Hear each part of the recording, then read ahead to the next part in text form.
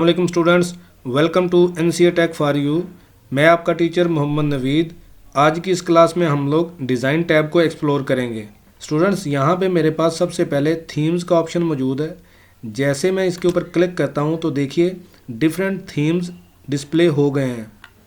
मैं जो भी थीम सेलेक्ट करूँगा उसके ऊपर क्लिक करूँगा तो वो थीम मेरे डॉक्यूमेंट पे अप्लाई हो जाएगा। यहाँ पे मैं एक बात आप लोगों को बताना चाहता हूँ स्टूडेंट्स, जैसे ही अब मैं इसके ऊपर क्लिक करूँगा तो ये देखिए यहाँ पे अभी कोई थीम अप्लाई नहीं होगा। इसी तरीके से अगर डॉक्यूमेंट फॉर्मेटिंग में से कोई भी फॉर्मेटिंग में सिलेक्ट करता हूँ तो वो फॉर्मेटिंग मेरे डॉक्यूमेंट पे अप्लाई नहीं हो रही।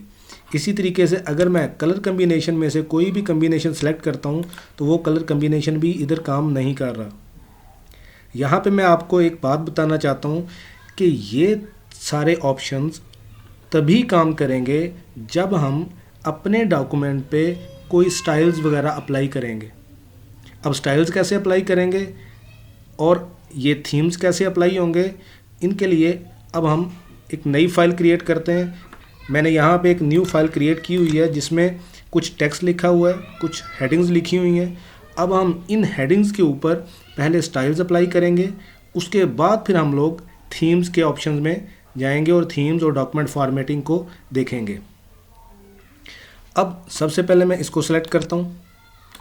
अब यहाँ से स्टाइल्स में से कोई भी स्टाइल अप्लाई कर देते हैं। इसको सेंटर लाइन ही रहने देते हैं, बोल्ड कर देते हैं इसे भी। अब इंट्रोडक्शन को सिलेक्ट करते हैं। इसी तरीके से कंट्रोल प्रेस करके इस हेडिंग 1 को भी सिलेक्ट कर लेते हैं, हेडिंग 2 को भी सिलेक्ट कर लेते हैं।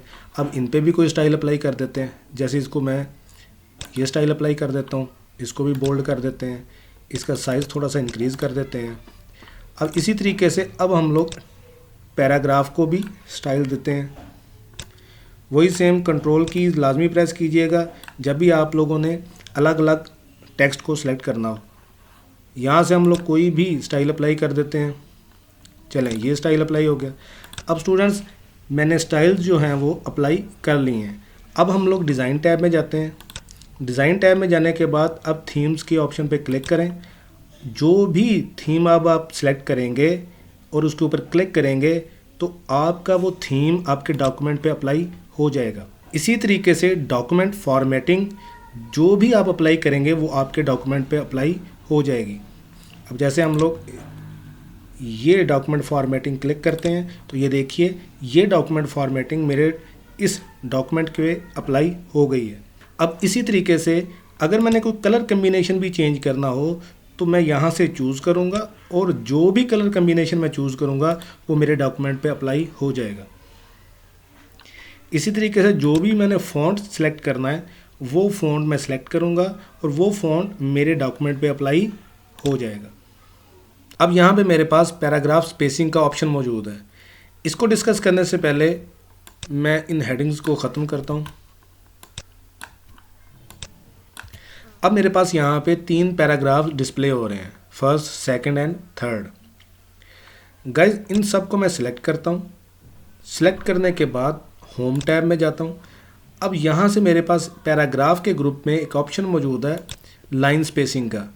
अब यहाँ पे जैसे जैसे मैं लाइन स्पेसिंग इंक्रीज़ करता हूँ तो ये देखिए मेरे पैराग्राफ्स के अंदर लाइन स्पेसिंग इंक्रीज़ हो रही है। ठीक है। अब यहाँ पे एक और बात, ये मेरे पास first line, second line and third line. अब यहाँ पे मेरा पैराग्राफ जो है वो एंड हो रहा है। अब न्यू पैराग्राफ यहाँ से शुरू हो रहा है। तो इसका मतलब जहाँ से लास्ट पैराग्राफ एंड हो रहा है और यहाँ से न्यू पैराग्राफ शुरू हो रहा है, इन दोनों के दरमियान में जो स्पेस है इसको बोलते हैं पैराग्राफ स्पेसिंग। मेरी बात समझ आ रही है स्टूडेंट्स आप लोगों को? अच्छा, अब लाइन स्पेसिंग की आप लोगों को समझ आई। अब जो स्पेसिंग इस पैराग्राफ के पहले होगी उसको बोलेंगे बिफोर पैराग्राफ स्पेसिंग और इस पैराग्राफ के फ़ौरन बाद जो स्पेस होगी उसको बोलेंगे आफ्टर पैराग्राफ स्पेसिंग। ठीक है। अब आप लोगों को समझ आ जाएगी कि मैंने यहाँ पे लाइन स्पेसिंग को क्यों डिस्कस किया था। अब दोबारा हम लोग डिज़ाइन टैब में जाते हैं। डिज़ाइन टैब में जाने के बाद अब मैं इन सब को सिलेक्ट करता हूँ। सिलेक्ट करने के बाद जैसे ही पैराग्राफ स्पेसिंग पे क्लिक करता हूँ तो डिफरेंट ऑप्शन जो है वो मेरे पास डिस्प्ले हो चुके हैं। सबसे पहला ऑप्शन नो पैराग्राफ स्पेस। इसका मतलब जो मेरे पैराग्राफ्स हैं उनके दरमियान में स्पेस बिल्कुल नहीं होगी। कॉम्पैक्ट, जैसे मैं अपनी कर्सर इस के ऊपर लेके जाता हूँ तो एक टिप मेरे पास शो हो रही है जिसमें लिखा हुआ है before 0 point, after 4 point and line spacing 1। तो ये माइक्रोसॉफ्ट वालों ने खुद से एक स्टाइल बना के हमें दिया हुआ है कि हम लोग इसको सेलेक्ट करेंगे तो वो जितना भी हमारे पास फिगर है यानी वैल्यूज़ हैं उसके हिसाब से हमारे पैराग्राफ की स्पेसिंग जो है वो इंक्रीज़ या डिक्रीज़ हो जाएगी। अब इसी तरीके से टाइट पे क्लिक करें, इसी तरीके से ओपन, रिलैक्स एंड डबल्ड। जैसे ही डबल पे क्लिक करें तो यहाँ देखिए लाइन स्पेसिंग भी इंक्रीज़ हो रही है और पैराग्राफ स्पेसिंग भी इंक्रीज़ हो रही है।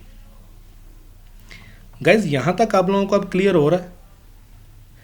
इसी तरीके से अब मेरे पास इफ़ेक्ट्स का ऑप्शन है, इस पर क्लिक करें तो आप अपने डॉक्यूमेंट को या अपने टेक्स्ट को जो भी इफ़ेक्ट देना चाहें वो आप इफ़ेक्ट आसानी से दे सकते हैं। यहाँ पे एक ऑप्शन मौजूद है सेट एज डिफ़ॉल्ट। जैसे ही आप इसको क्लिक करेंगे तो जो भी आपने थीम और जो स्टाइल्स आपने अप्लाई किए हुए हैं वो बाय डिफ़ॉल्ट आपके डॉक्यूमेंट पे नज़र आएंगे। आई थिंक गाइज आप लोगों को थीम्स, डॉक्यूमेंट फॉर्मेटिंग और पैराग्राफ स्पेसिंग के बारे में अच्छे से क्लियर हो गया होगा। अब नेक्स्ट लेक्चर में हम लोग वाटरमार्क, पेज कलर और पेज बॉर्डर्स को डिस्कस करेंगे। तब तक के लिए अल्लाह हाफिज़।